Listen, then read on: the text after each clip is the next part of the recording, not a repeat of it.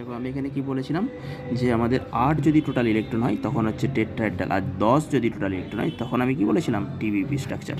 তাহলে এখানে দেখো PF4 নেগেটিভ, তার মানে হচ্ছে 5 হচ্ছে আমাদের ফসফরাসের ভ্যালেন্সি, 4টের জন্য +1 করে সিগমা 5-এর 9, আর একটা যে নেগেটিভ চার্জ আছে তার জন্য আরেকটা +1, তাহলে 10 হচ্ছে আমাদের টিবিপি স্ট্রাকচার। এখান থেকে কী পড়েছিল, এখান থেকে পড়েছিল যে আমাদের অ্যাঙ্গেলটা দেখছি লোন পেয়ারের জন্য কী বলতো, যে আমাদের 120 ডিগ্রি যে অ্যাঙ্গেলটা হয় FPF, যে এই যে আমাদের ইকুইটোরিয়াল অ্যাঙ্গেলটা, এটা কিছুটা কমে যাবে, 120 ডিগ্রির থেকে লেস হবে।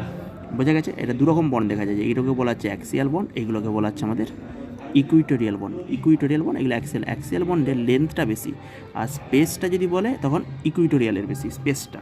কারণ এই লোন পেয়ারকে দিতে আমাদের ইকুইটোরিয়াল দেওয়া হয়। কেন দেওয়া হয়?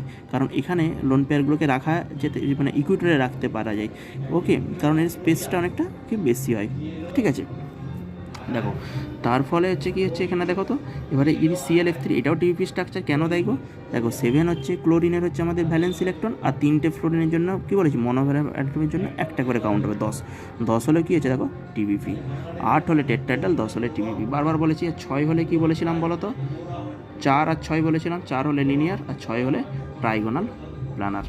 ওকে, 8 হলে টেট্রাহেড্রাল, 10 হলে টিবিপি।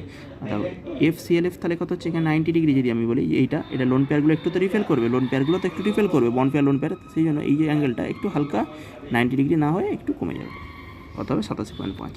আর নেক্সট এটা তো আমাদের দেখো 120 ডিগ্রি ট্রাইগোনাল প্ল্যানার। ওকে, আর এখানেও এই একই সিচুয়েশন, sp3 তেল কমে যাচ্ছে লন পেয়ার বন্ড পেয়ার রিভালশনের জন্য 103 ডিগ্রি অ্যাঙ্গেল। বোঝা গেছে?